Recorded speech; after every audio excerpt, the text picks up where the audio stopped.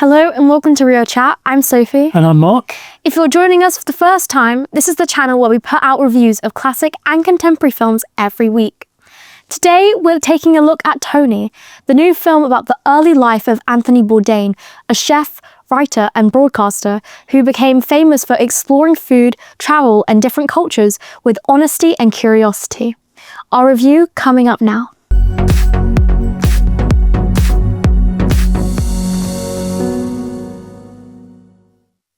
Directed by Matt Johnson, the film stars Dominic Sessa as a 19-year-old Bourdain. Set in 1975, we follow Tony as he heads to Provincetown, Cape Cod, chasing a girl he's obsessed with and ends up taking a job in a restaurant kitchen.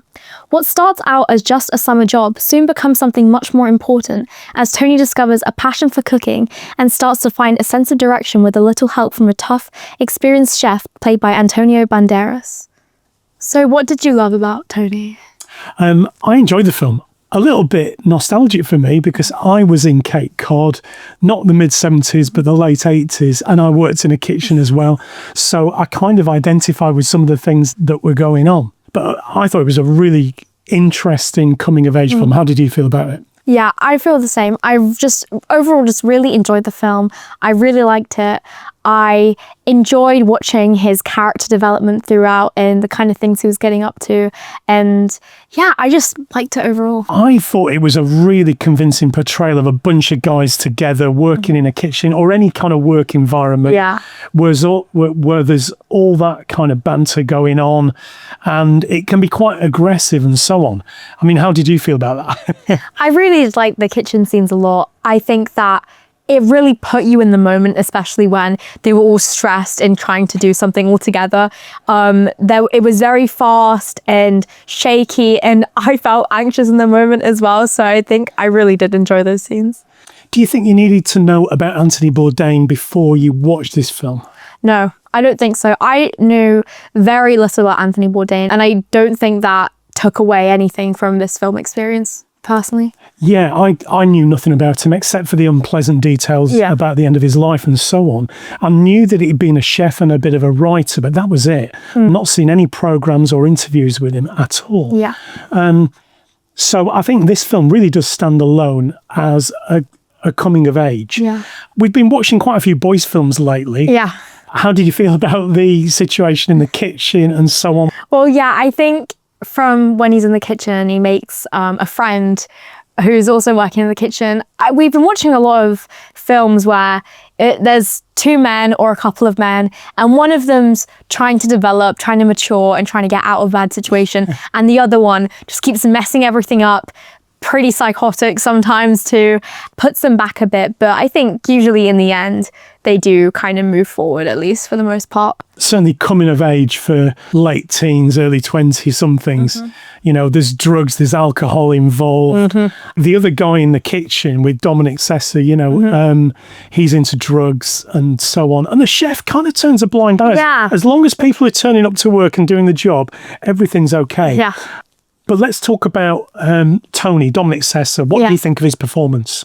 I think he was great. I think he really suits playing in 70s films. I think he really matches the whole vibe going on there. I think, honestly, he was great, very believable, and quite comedic at times as well. I definitely got kind of mixed feelings about him. There were times where, you know, I thought his obsession with the girl was a bit extreme, and I was kind of like, can I maybe just leave her alone? You know, there were times where I didn't quite like his character, but overall, I thought he was really great, and I just enjoyed his character development so much.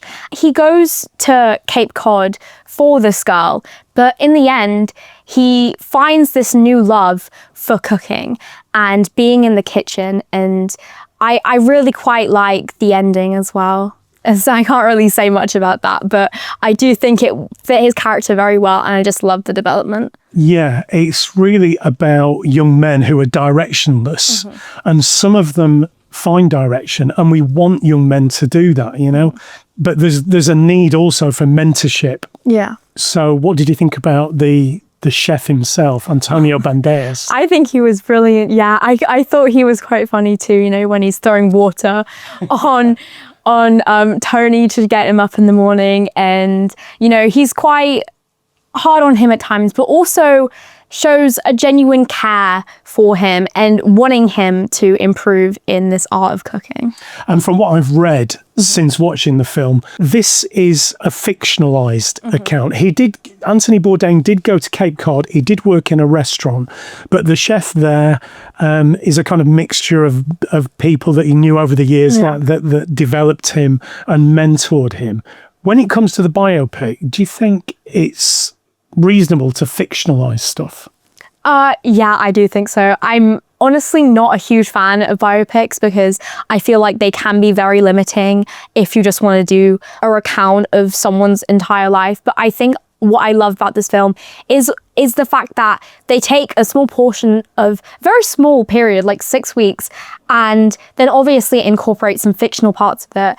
And I think that kind of structure of a biopic works a lot better because, again, I don't usually enjoy biopics that much, but I did enjoy this film. Yeah, the problem with a lot of biopics is that once they go down the path of trying to tell the whole story, they have to include very specific events. You know, it's like the Bohemian Rhapsody we were talking about earlier, which I like that film. Yeah. But I always find those sort of, epic biopics sort of fall a bit flat, really. And I really like this slice of someone's life. Yeah. In this case, it's like an origin story for Anthony Bourdain, isn't it? And I really, really enjoy that. And Dominic Sessa, he is so good at playing those entitled, brattish teenagers trying to prove something. Yet he has this wonderful ability to convey vulnerability at the right moments. And where he doesn't have to say anything. He just does this look on his face and you can see that he's when he's with the older, more brutal, macho guy, and you can tell that he's thinking, am I doing the right thing being with this person? And in a way, that helps us see the different directions that Tony could have gone in. I think it shows that life doesn't go as you expect, really, or it doesn't always do that, because he overall just wanted to be a writer, and he was lying a lot and doing all these things, but by the end of it he becomes a lot more honest and also has this new love for cooking and is wanting to seek that out instead of just sticking to his original plans. I think he's quite an obnoxious character to begin with, and so are the other guys in the restaurant. I find it's interesting with films like this. You can be fascinated and interested in those characters, even if you don't like them or identify with them. But I do think by the end, and again, there's some nuance in this, you do feel that he's learned something and that his life is going to go off in a more productive direction. Yes. So, shall we have a crack at the scores then, do you reckon? Okay, our final scores for Tony. I gave it an 8.5. I gave it a 7.9. So great. We both really enjoyed this. Well, thank you for joining us. And if you like what we do, please think about subscribing. We hope to see you in the next one, but for now, it's goodbye. Goodbye.